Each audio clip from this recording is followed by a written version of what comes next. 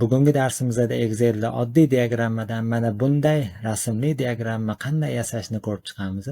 Bu juda ham oson va men sizga buni 3-4 daqiqada o'rgatib qo'yaman.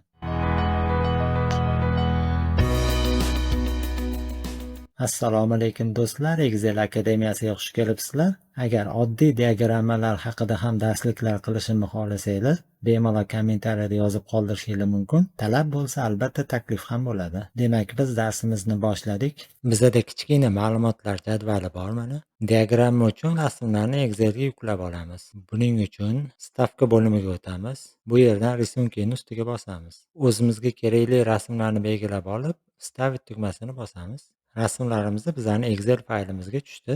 Uni bir chekkaga olib qo'yamiz, chunki hozircha bizga kerak emas. Endi jadvalimizdagi ma'lumotlarni belgilab olamiz va stavka bo'limidagi Recommenduyme diagrammaga kiramiz. Bu yerda Excel bizning jadvalimizga mos tushishi mumkin bo'lgan diagrammalarni taklif qilyapti. O'zingizga ma'qul keladigani bo'lsa, shu yerdan tanlab olasizlar yoki C diagrammaga o'tamiz. Demak, shu diagramma bizning maqsadimizga ko'proq mos tushyapti. Shuni tanlaymiz va OK bosamiz. Endi yuqoridan diagrammaga stil tanlaymiz. O'zingizga yoqqanini tanlashingiz mumkin. Variantlar yetarlicha ko'p. Menga shunisi yoqdi. Shuni tanlab qo'yamiz. Rasm tushgandan keyin sotuv hajmini ko'rsatib turadigan sonlar yaxshiroq ko'rinishi uchun ularni teparoqqa ko'tarib qo'yamiz. Endi yozuvlarning orqa fonini mahsulotni rangiga moslab o'zgartirib qo'yamiz. Buning uchun yozuvning ustiga 2 marta bosamiz. Glavniy bo'limiga o'tamiz. Bizda birinchi mahsulot Pepsi va unga qora fon juda yaxshi mos tushadi. Qora fonni tanlaymiz. Ikkinchi mahsulotimiz bizda bu Mirinda. Bunga olov rang qo'yamiz. Olov rangmi, sabzi rangmi, to'q sariq rang deysizlarmi buni? Bu rangimizning sinonimlari ko'p. Qisqasi, shu rangimizni qo'yamiz.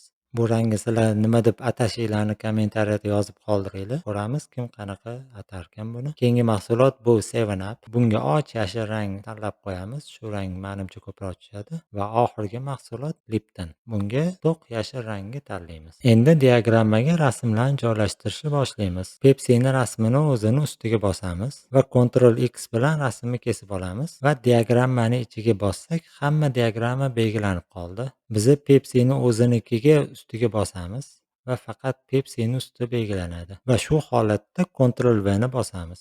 Rasm mamlaha semiz bo'lib qoladi. Hamma mahsulotlarning rasmini joylashtirib bo'lib, keyin shakliga ishlov berib yuboramiz. Boshqa mahsulotlarni ham shu tartibda qo'yib chiqamiz. Endi shaklini to'g'irlash uchun rasmlarning bittasini belgilab olamiz va o'ng tomonda chiqqan formatdocki данныйdan diagrammani tanlaymiz. Keyin bokovoy zazorni foizini o'zimizga moslab katta yoki kichkina qilamiz. Bizning holatda bu 111%. Bu normal bo'ldi. Keling, orqasidagi setkani olib tashlaymiz. Shunchaki chiroyliroq ko'rinishi uchun diagrammaga bir kunlik sotuv deb nom berib qo'yamiz va oxirgi harakat eng tagidagi mahsulot nomlariga chiroyliroq font tanlab qo'yamiz. Biroz kattalashtiramiz.